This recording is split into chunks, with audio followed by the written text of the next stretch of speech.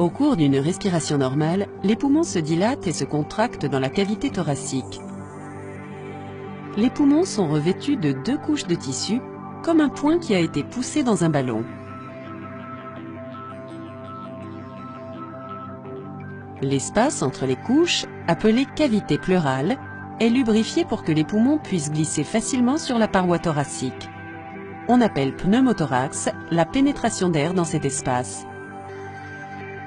Le pneumothorax traumatique peut être dû à une lésion du thorax.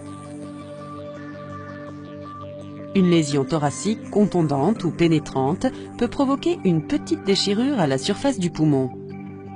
De l'air peut alors pénétrer dans la cavité pleurale et se bloquer. La poche d'air provoque une augmentation de la pression dans les poumons et leur affaissement.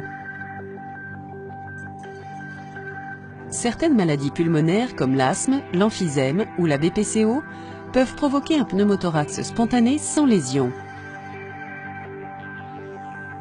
De petits sacs remplis d'air ou bulles peuvent se former sur les poumons. Lorsque les bulles éclatent, de l'air est libéré dans la cavité pleurale.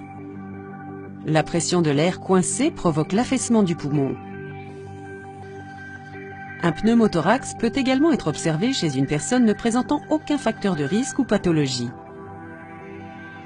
Cette maladie est plus fréquente chez les fumeurs et les hommes entre 20 et 40 ans. Un pneumothorax sous tension est une complication potentielle grave de tout pneumothorax.